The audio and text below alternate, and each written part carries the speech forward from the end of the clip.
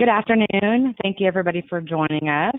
This is Mia Walker with Payroll Partners. I'm the Client Engagement Manager, and I'm joined today with Frost, as well as Ready for Next Global Organization, on a very exciting and I think informative webinar on business succession and contingency planning in this new normal with the changes that we're seeing going on today.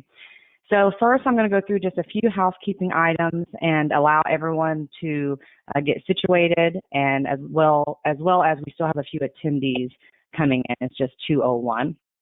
So if you're new to GoTo, or even if you're not, there might be some functionalities that you could use some help with. If you are needing to adjust your screen or your audio, you should be seeing a small toolbar on your screen with a red box that has a white arrow. If it's not open, that will open it up. And then below that are a few options for you to be able to change your settings. If you see there's a screen button, it looks like a screen. If you hover over it, it should say full size or minimize. That will help you get more or less on your screen. You should also have the option to drag the cameras away or near the PowerPoint presentation or what you're seeing on the screen currently. And you also have the option to change the view of the cameras where you can see everyone at one time, or it will toggle through to who's talking, and you have some other options there.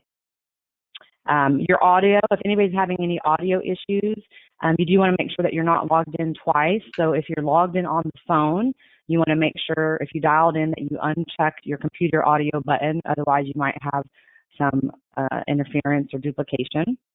And if you are having any problems or cutting out with your audio and you're dialed in through the internet, we do recommend that you call in to make sure that you don't lose any service. Also, this is going to be a very interactive presentation. There is going to be a time where your presenter is actually going to ask you to go to a website through your browser or on your phone, and there will be instructions on the screen. But if you have a moment and have an additional screen or have your phone ready, you can go ahead and get a browser launched, and you're going to go to sift.ly. All right, so we are about 3 minutes after. I believe most on the call are probably familiar with Payroll Partners, but I do just want to introduce myself. I'm the Client Engagement Manager. I appreciate your time. I look forward to getting to meet and know all of you as I continue my path here with Payroll Partners. I'm sure all of you know that we do payroll, but we also are a great timekeeping and human resources solutions provider. We've been in business here in Arlington for over 25 years and have a great reputation for the service that we offer, not only to our clients, but just to the community in general. And part of what we're doing is offering information like this to the community so we can be a value-added partner.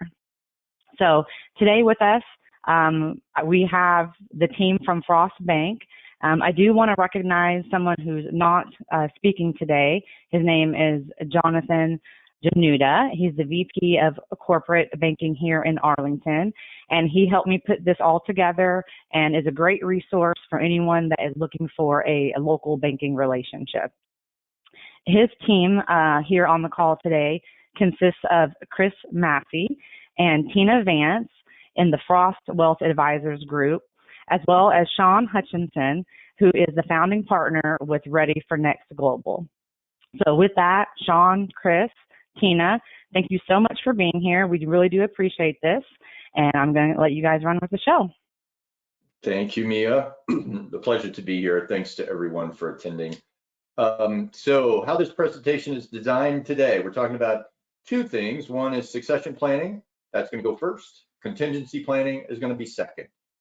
Under each of those, we have two principles each, and under each of those principles, two practices. There'll be a story about succession planning, and there'll be a story about contingency planning. Now, we understand that the group is about evenly divided between nonprofit organizations and for-profit organizations. So I hope you can take what you can and leave the rest. That's one of the things we always say. There might be some nuggets in here. There might be a profound moment or two, who knows? We'll hope for enlightenment, and we'll hope that it's fun and informative for you. Mia mentioned that we're going to be interactive today by using a web tool called Meeting Sift. You can open your browser if you haven't already, or you can open it on your computer, you can open it on your phone, whichever is best for you, and type in sift.ly right now. You don't need to put .com on it, just SLY. When you get there, it's going to ask you for a password, put in payroll with a capital P.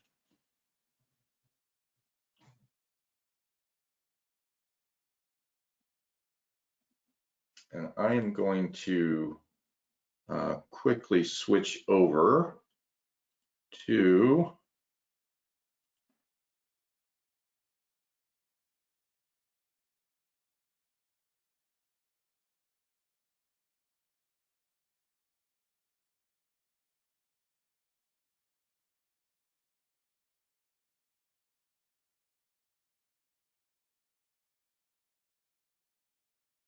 the crowd that we have here and get a sense of what's going on with you.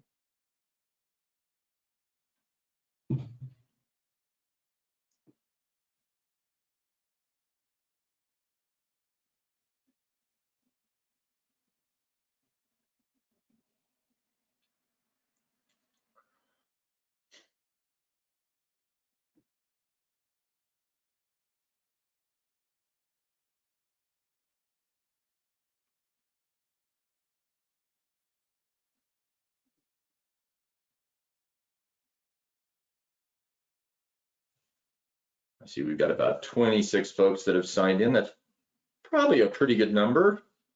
A few people still signing in, giving us how they're feeling. I see a mix. I see a big mix of folks. Well, I can identify with the excited and the tired at the same time. Seems like that things are looking up for all of us, and I'm really hopeful about where we're going with the pandemic and the vaccinations, and it feels good. So, but we're all still suffering, I think, from a little post-traumatic stress after 2020. So hope for the best. This is great. We'll keep going for about another 10 seconds, and then we've got a second question for you.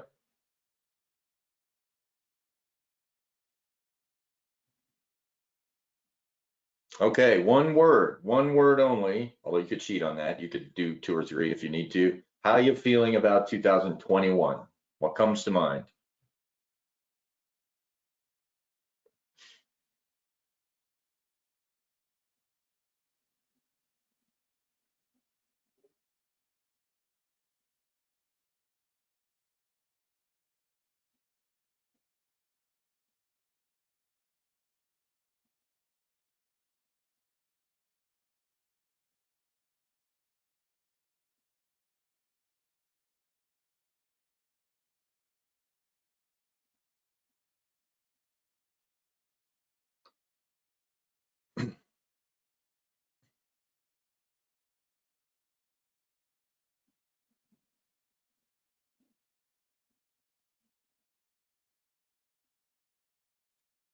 See a mix of good stuff in there too.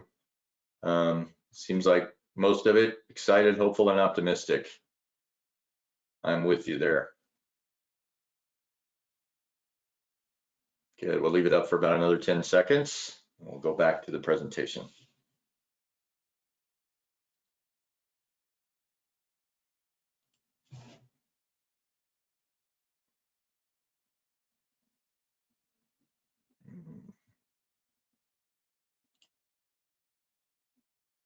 Okay. Oops, let me change that.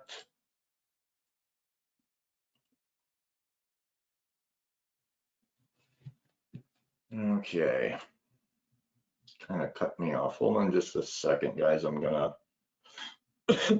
Unfortunately, when we did that, it shifted my screen, so I'm gonna just give me a sec here.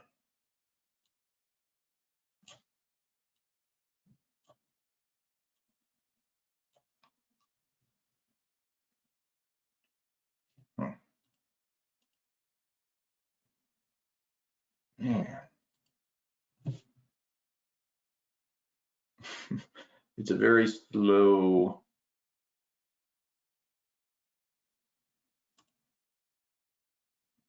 Shoot. Oh, where we are. There we go. Okay. And where are my, all right, we're just gonna shoot. All right. I'm sorry, folks. It just it kind of messed with our settings. So just give me a second here.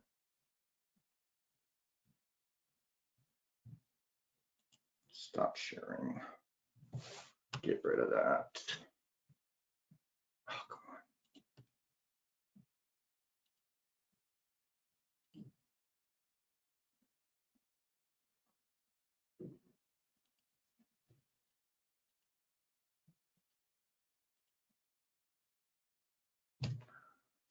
Wow.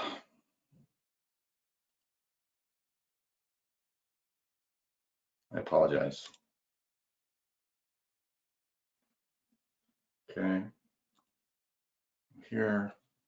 All right. We can move on here, I think. Apologize for that. Okay. So, all right, you guys filled out, a lot of you filled out a survey for us. That was the leader dependent, executive dependence, owner dependence scorecard, the 10 questions. If you didn't have an opportunity to fill it out, we'll make it available to you later. I picked just a couple of things out of there. We're not going to go through all 10 of those, but I thought it was interesting. So we made it a little, speedometer here for you.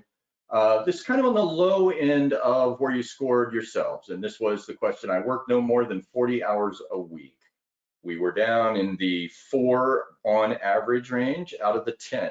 So probably have some things to think about there in terms of work-life balance. I can take 1 week or longer vacation without my cell phone or laptop. We were about middle of the road on that one, between 5 and 6 roughly. And I think that's a good score, actually. A lot of times when we do this survey, in particular with business owners, they don't feel like they can do that.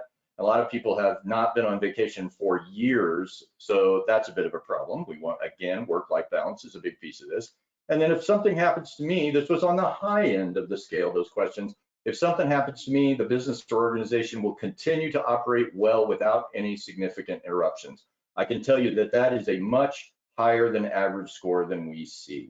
We had some really high scoring folks that took the survey, and that's great. I mean, good for you. Everybody usually has a challenge or two in here, if not more. If you remember your scorecard, everything that's 5 or below, you should pay some attention to. That's kind of our rule of thumb. If you're between 5 and 7, probably good and stable. If you're 7 to 10, 8 to 10, right in there, give yourself a clap on the back, because that's really outstanding. Let's have a conversation for a minute, if we could, about the new normal. So we're just going to talk about what's going on right now. So what we mean by the new normal is really related to COVID-19. You probably sense that. It's common sense, our sense of place, how we work together, how we communicate with one another, how our organizations are designed has changed. And I don't think we're going back. I don't think we're going back to the office necessarily. I think a lot of organizations, especially bigger ones, are going to be dealing with remote workforces for quite some time. And look, necessity is kind of the mother of invention on that one. So a lot of organizations had to make quick changes. They had to downsize very quickly, and that caused some chaos.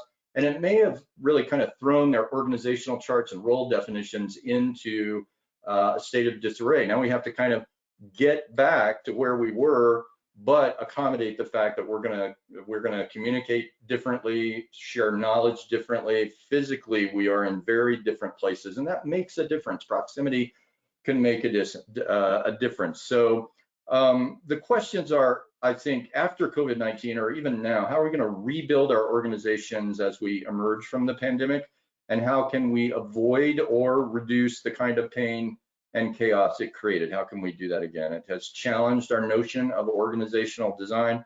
And now that people are working and continue to work remotely, how can we manage knowledge, reduce risk, achieve continuity when we are dispersed? So that's a little bit about what we mean by the new normal. So succession planning, let's go into that. So principle 1, remember we got 2 principles and 2 practices each. So principle 1 is continuity, which is really what we're talking about when we talk about succession planning, or when we talk about, to a certain extent, contingency planning. We are focused on continuity of the organization, continuity of communications, continuity of relationships, continuity of knowledge. So it is intentional. It doesn't happen by accident. Continuity is actually a design feature of a strong organization. So, great quote here, Pauline Kieser, continuity is what gives us the roots. It is underpinning, it's foundational to our organizations. The change that we can make on top of that is what stretches us, which allows us to grow and reach new heights.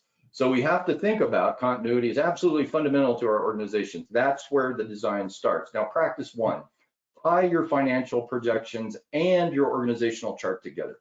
It has been my experience that we spend a lot of time on financial projections and budgets and, really looking at our financial results and capacity, and much less time thinking about how those things are going to drive the design of our organization, not just in terms of organizational charts, which is one place to start, but also in terms of what we know, what we share, and how we execute as a company or an organization.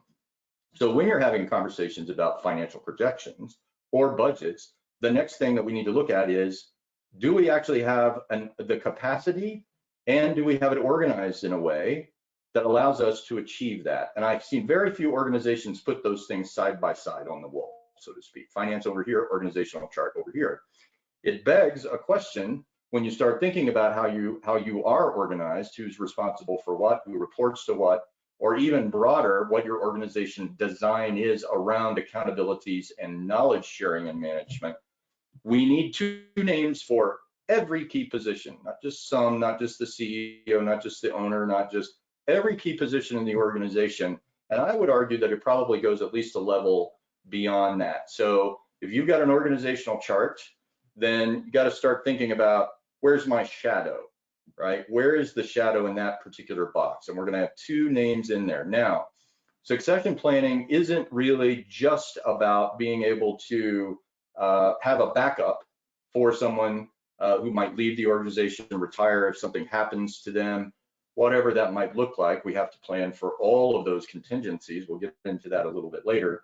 But really, at the end of the day, it's about someone being able to step into the shoes of the person who is moving out of that position without interruption and continue that knowledge base and growth as though they are that person. Of course, they're going to have their own flavor in the position. The way that they communicate with people is probably going to be quite different, but they are still able to step in without interruption. That goes beyond, in most cases, where succession plans tend to be for organizations. It does not stop with, I have two names. It really is about, do these people have the same knowledge base, and do they understand exactly what it is that they're supposed to execute on and deliver on a daily basis?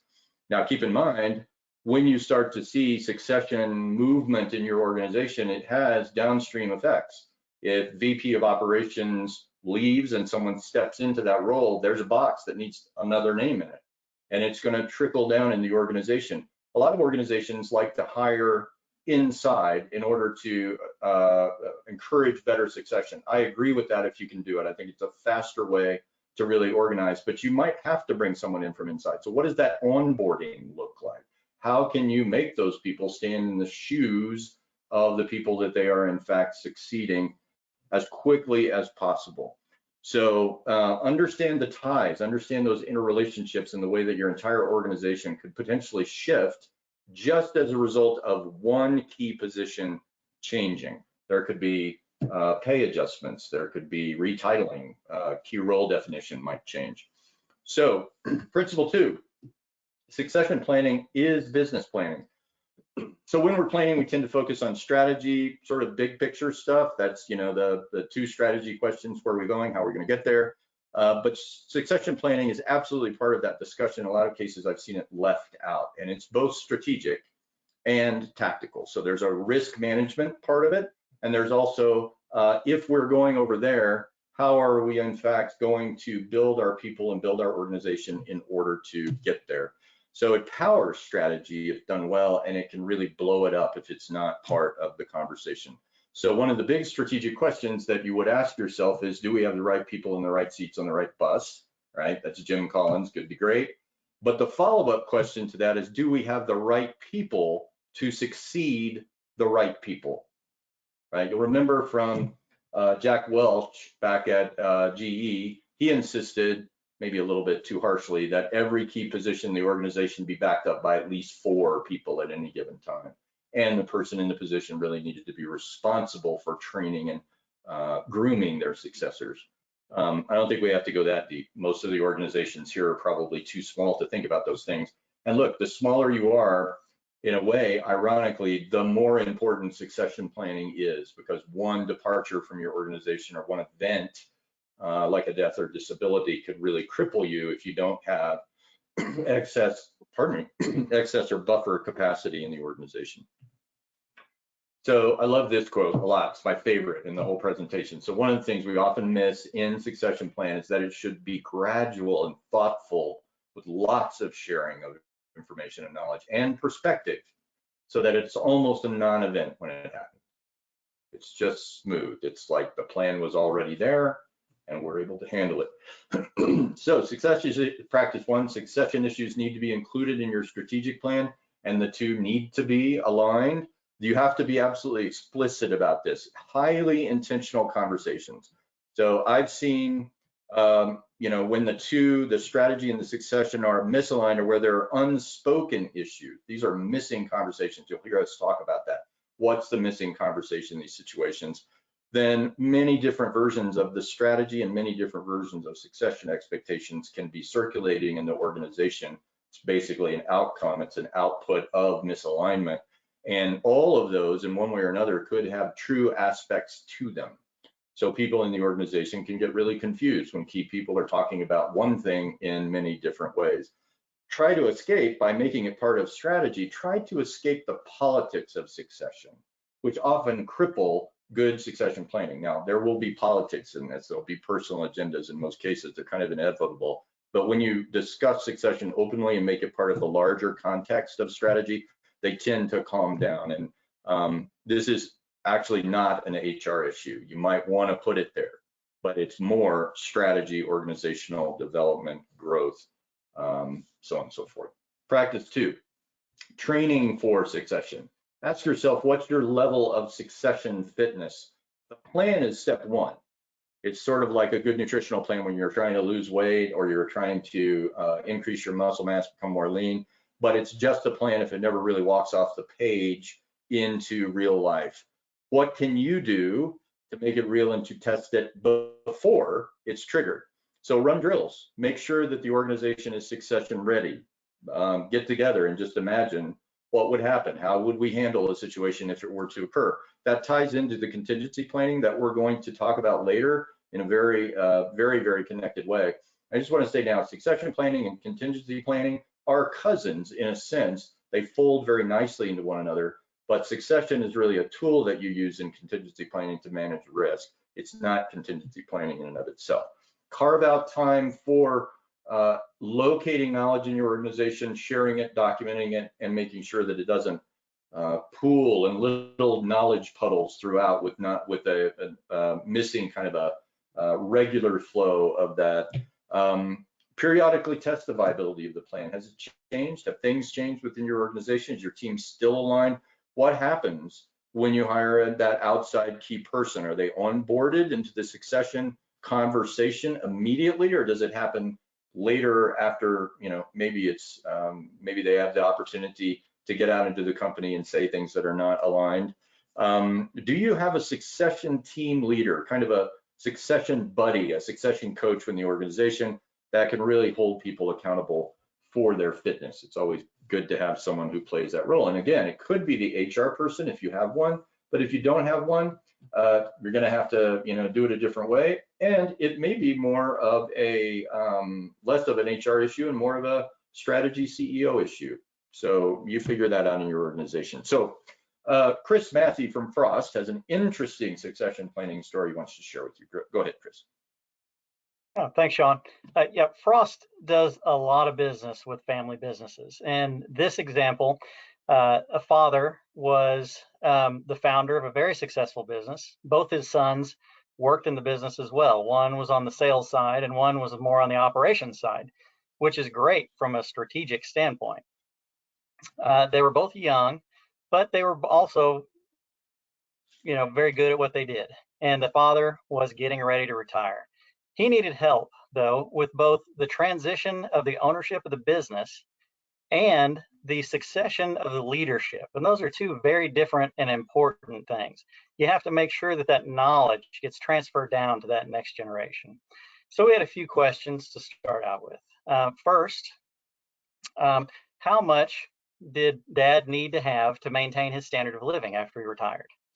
Two, did he really want to retire? That kind of sounds like a funny question, but we take a holistic standpoint and approach when we deal with our clients. And so we want to make sure that the business is good, but we also want to make sure that the personal side is good and in line. And both of those need to be right. Our third question was, were the boys ready to lead the business? And our fourth question was, how was the knowledge going to be transferred to make, or that kept the business successful? We want to make sure that we continued those business principles. And so how was that being done currently?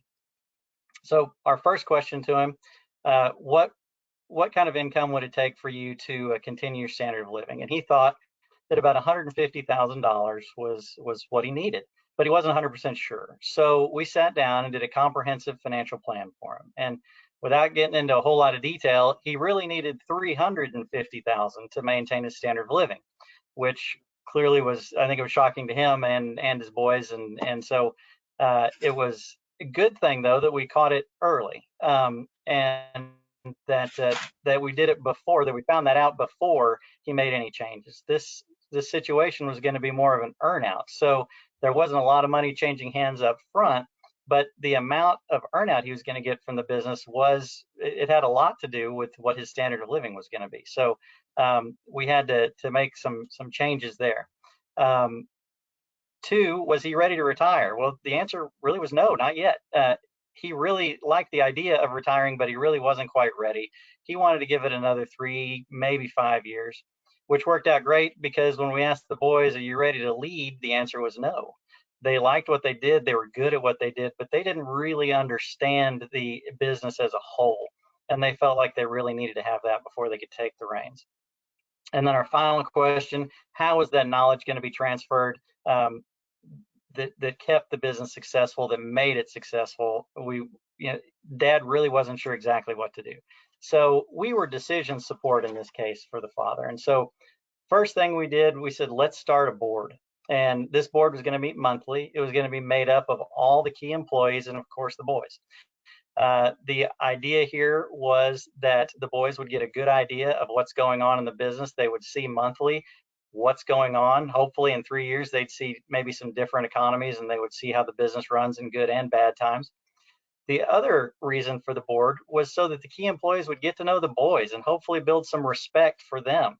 Because when they do take over the business, you want them to have some respect, and not just the key employees think, well, he's getting the business because he's got the same last name as the owner. So you wanted to build that respect over time. The father also felt like there were a few key principles that made their business successful over the long run, that really differentiated them from their competitors. And so we said, let's do a mission statement. So we did a large mission statement, we framed it, and we put it in that boardroom. And that was something that the boys could look at long after Dad is gone, exited from the business, that they can say, that's what made us successful over the long run. This is what we did when times were good and bad. And it got us to where we are, and we're going to stick with that. So that was a very important thing to the dad, and I think it was something good to have there that everybody could see. Third, he was going to have weekly meetings with the boys, very informal, in his office, going to carve out 1 hour a week so the boys could ask questions. The dad could say, hey, here's some things I thought about, so some transfer of knowledge in that way. And then finally, he was going to introduce the boys to their key customers, and over the next 3 years, transition those customers to where the boys were handling 100% of that. The idea here is that when Dad did exit the business, like Sean said earlier, it was more of a non-event for those clients. And really what we're aiming for is we wanted Dad to work himself out of a job. And so when that 3 years was over, Dad was going to stay on as a paid consultant and also a paid board member. And so that would kind of help bridge that gap a little bit between the 150 and the 350. And also, of course, since he's staying on for another 3 years, he would have that time period to earn a normal salary and maybe tweak his budget a little bit to where he could have a little bit more wiggle room when it was time to exit. So I think this is just a really great example of how getting in early can really help an effective transfer of both ownership and knowledge. And it exposes things that you might not have even been aware of, but it's good to know things up front so you can prepare for them and plan for them. Thank you, Chris. So there are some themes in there that I want to, call out. First of all, Frost does a great job of helping people through these complex situations, and family businesses, family-run organizations, for-profit or nonprofit, are particularly complex in some cases. So gotta have some real skills there. I liked that the father not just transferred relationships and knowledge, he transferred values. That became a central part of the organization, of the transfer. I like that they set up a board. I've always advocated in businesses, and for-profits do it, I think, sort of naturally, that there be a board with outside independent advisors, if possible, that can really give not just the predecessor generation, but the successor generation good advice. I love the cadence of meetings. There was a regular board meeting. There was a regular weekly meeting between the dad and his sons. The transfer of key relationships, both within the company and externally. So you have to, it's not just knowledge floating around within the company circulating there. It's also biggest customers, biggest funders, key, vendor relationships, all those kinds of things are going to have to be transferred, at least accounted for. And they gave themselves time to do it. They didn't wait until the last minute. They really did it intentionally, and it's going to work better for them that way. So that's great. Thank you, Chris. We're going to move on into contingency planning. Same structure. So principle one, it's not real until it's written. Now, why might we want to write something down? It gives us a sense of control, first of all, but there are some other good reasons for doing it this way. First, a quote from Maya Angelou. I hope you know her. If you don't, please get to know her. She's amazingly wise. You may not control all the events that happen to you, but you can choose to not be reduced by them. Just a way of sort of poetically saying we have to manage risk. So the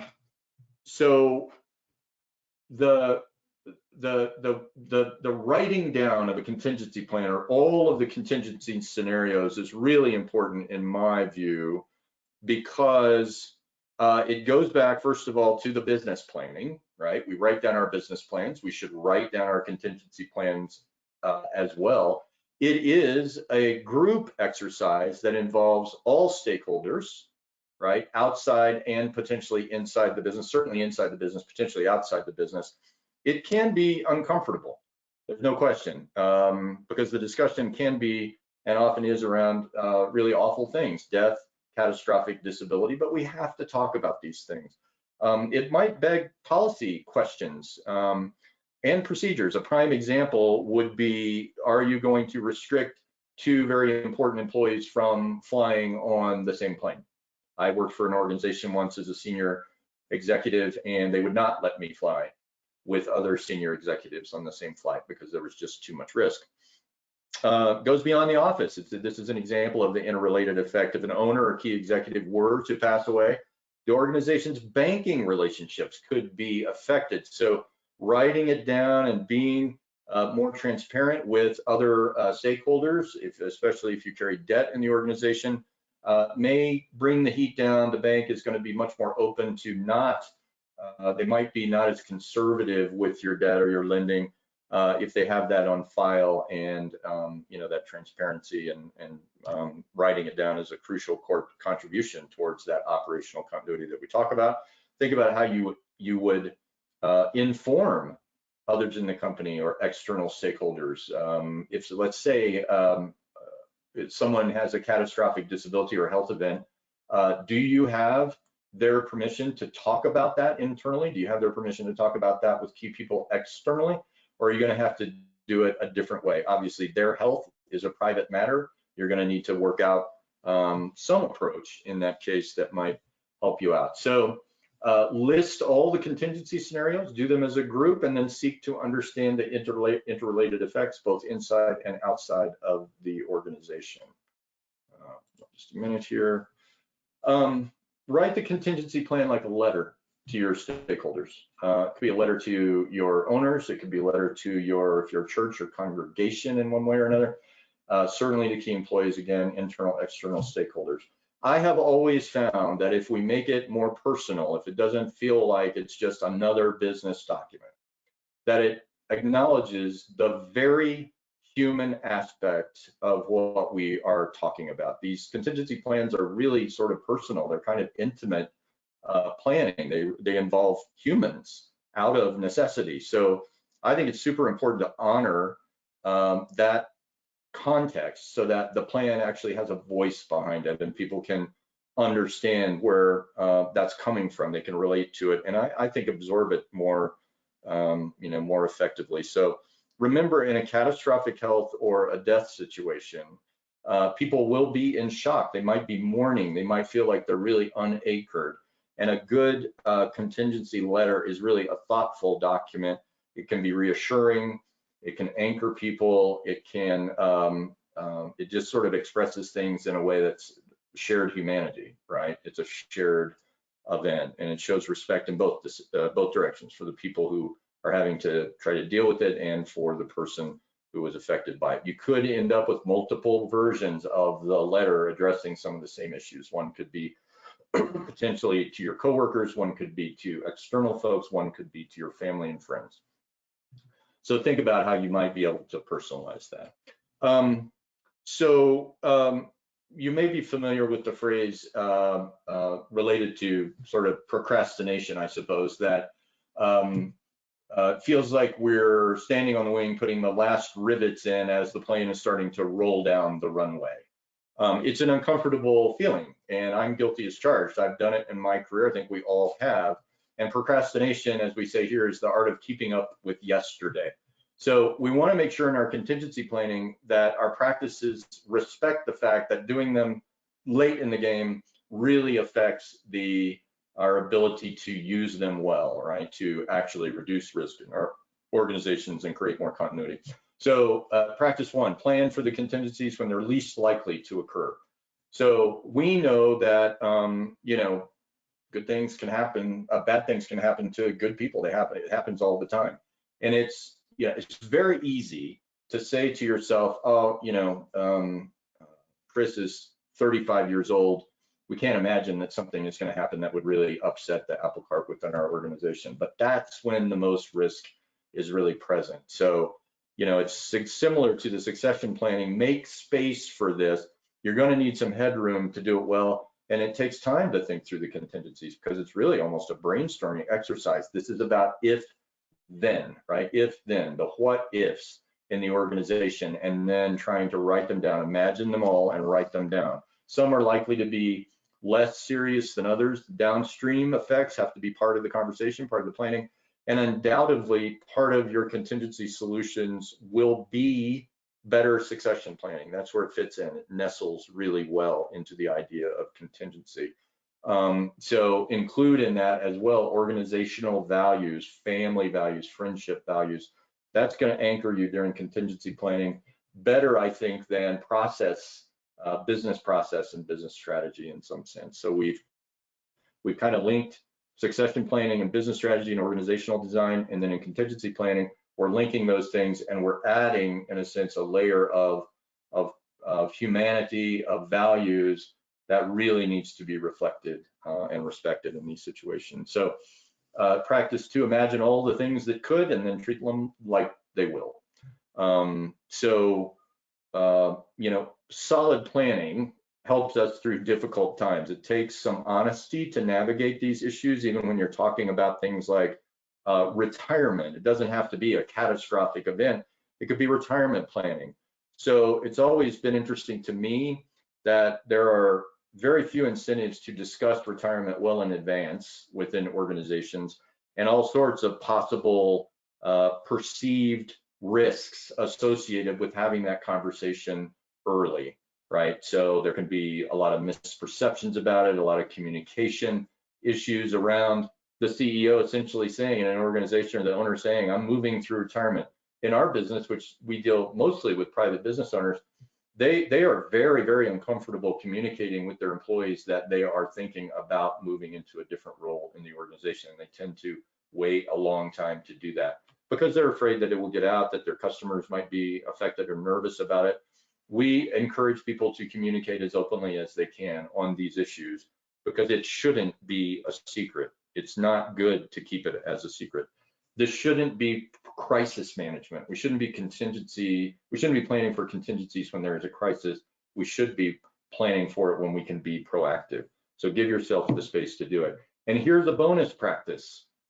When you do succession planning and contingency planning, celebrate it. It's the right thing to do. It makes your organization stronger, your family stronger, all the relationships that you have will be improved as a result of this, business and personal.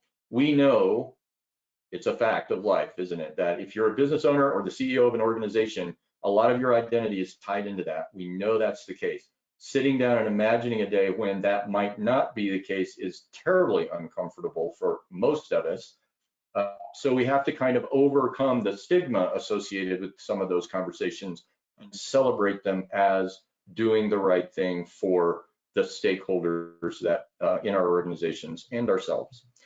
So Tina Vance from Frost has an equally interesting story about contingency planning. Again, this is a client of Frost. We've anonymized them, understandably. Tina, why don't you go ahead? Okay, thank you, Sean. Frost Bank had the honor of working with a business owner on developing a contingency plan for his business. When we were contacted by the owner, he explained that he had gone out of town for a couple of weeks and left a voicemail that said, if you need to place an order, leave a message and I'll get back to you when I return. Well, his largest customer called and got the voicemail. So needless to say, the customer became very concerned about what would happen to the business if the owner became disabled or died. Who would take care of their account and fill their orders? So they demanded that the owner have a written contingency plan and present it, or otherwise they would get a new supplier. So the owner reached out to us, and when we met with him, we sat down and asked him, who would run your business if you're not able to run it? And he thought about it and thought, well, my daughter would. Well, his daughter did work in the company, but she had only been working a few years at a very entry-level position. So we asked him, well, have you had that conversation with her? Have you talked to her? Does she want to run the business? And he admitted that he had not had that conversation. He was uncomfortable with it. He wasn't sure she would even say yes. So the first order of business was for the owner to sit down and have that conversation with his daughter. And he did, and she did want to run the business, but she didn't know how. She was completely unprepared. So in the next few weeks, we developed a contingency plan that included training and mentoring program for the daughter so she could develop leadership and management skills, and she could rotate around different positions within operations and upper management and learn the business and also get to know the employees and get that respect. Then the business was a very strong business. They had strong upper management with lots of years of experience. Those upper management employees would also move into expanded roles if something were to happen to the owner. We developed an organizational chart, like Sean talked about, where each position had two names. They knew which position they would be going into. The owner met with them, discussed it with the key employees, discussed the organizational chart with them and the plan. We also developed a bonus and increased salary plan to reward those employees for staying during this transition time. And then also with some of his promising up and coming employees, we developed a training program that they would train for the position above them in case they would have to move into that position rapidly. So we presented the plan to the owner, and he presented it to his customer, and they were very pleased and satisfied that there was a written plan and that they would continue to be taken care of in case the owner was not able to run the business. Thank you, Tina. I just want to make a note here. So, when it's interesting to me, we at RFN have been working with Frost for several years now on their business succession planning initiative. I think a lot of owners or CEOs would not expect their banker to come and help them address some of these issues. But I think that obviously the bank has a stake in in their clients remaining in good shape and being continuous, having that continuity. But I just want to point out that your banker should be a good resource for you in this area. You should be able to go to them and connect with resources. Frost created the business succession planning program for that reason. So if you have these issues, you might want to reach out to Chris and Tina. So let's just kind of talk about a few final things here as we begin to wrap up. Now, I would encourage you, if you have questions or chats at this point, questions, just put them in the chat, put them in the questions box off of your bar. It helps us know what's coming, and we do encourage them. It'd be great to hear from you.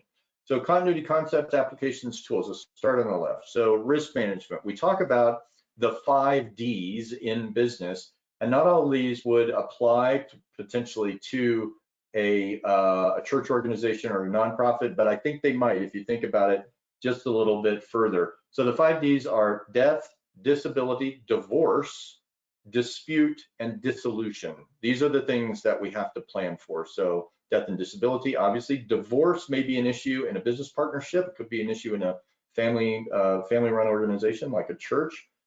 So we plan for that. Dissolution, the organization gets to the point where it cannot operate any further. How are you going to dissolve it? What goes into that? And then dispute could be a legal matter, which could end up in court between partners or within any organization, really. So that's kind of the 5D framework is important in contingency and succession planning. And then if you're not using life and disability insurance as a tool to manage succession risks and as part of your contingency planning, I would encourage you to take a look at it. I know that a lot of people kind of resist life insurance for one reason or another. It is just a tool. And obviously buying it earlier when you're younger is a lot cheaper and you can get better coverage. But if you are at that point where you're, getting into your later years, still check into it. It might be expensive, but it might be a lot less expensive in a business partnership than not being able to buy out your partner if something happens to them under the terms of your buy-sell agreement. So you might have to reach into your own pocket or go to the bank or sell an asset when, in fact, life insurance could help you out with that.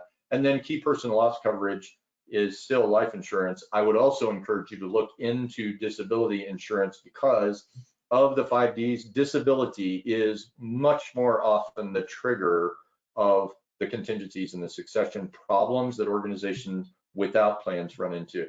And then on the right, good governance. So nonprofits, I used to work in nonprofit actually. It was the first 10 years of my career. We didn't always have a great board of directors, but we had one. And it was really helpful because it was kind of like the voice of our members, the voice of our customers was represented on the board.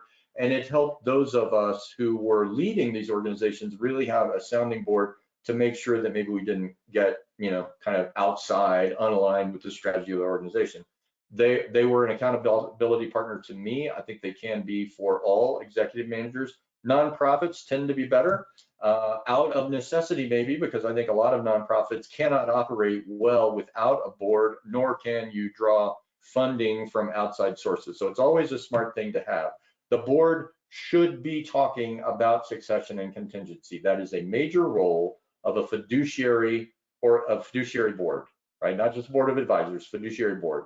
And if you think about it, in a nonprofit, it may be required, a good board may be required for large funders.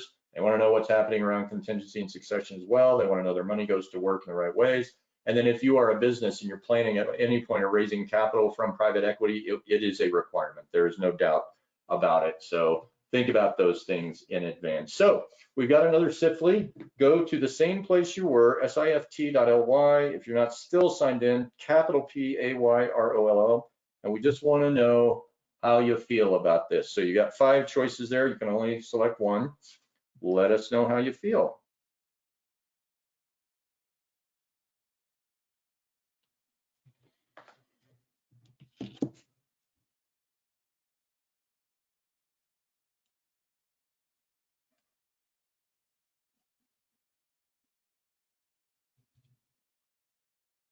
All right, I'm going to get over there. See what your view is. All right, here's the view. So most of you feel empowered. Few of you feel overwhelmed. Some of you are freaking out. Most of you are motivated to act, which I love to hear. So out of the crowd, 88% say they're empowered and motivated to act so far, which is fantastic. Nobody wants to sleep like a baby tonight. I could use it, I can tell you. Good, that's great. It sounds like we made some progress today, and I'm always pleased to hear that you feel better perhaps than you did at the beginning, or you've learned something that has motivated you to act. I am going hopefully more effectively going to shift back over to our slideshow because we have just a couple of things left to talk about here.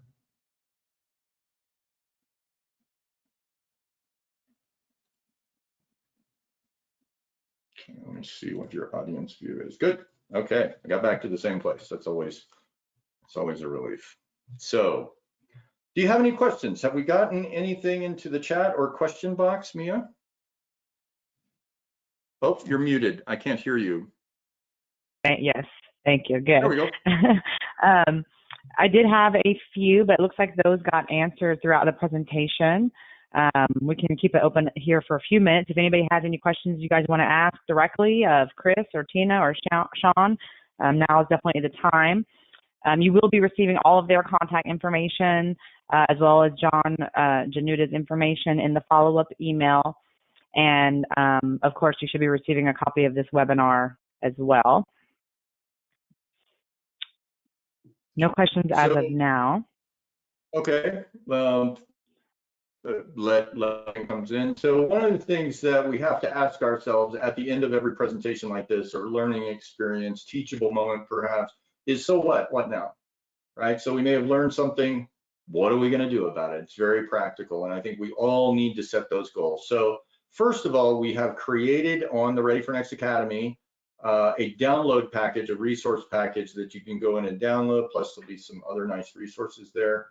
So when you go to readyfornextacademy.com/contingency, you'll find those, and you can again take what you need, leave the rest, whatever you'd like to do. And then think about what one thing, just do one thing in the next 10 days will you do in order to improve succession or contingency planning within your organization. And I hope that you can put a lot of the things that we talked about today to work. And I hope that you know, it'll help you be successful for many years to come. So, Mia, I'm going to turn it back over to you. Thanks, Sean. Well, thank you guys, Tina, Chris, and Sean.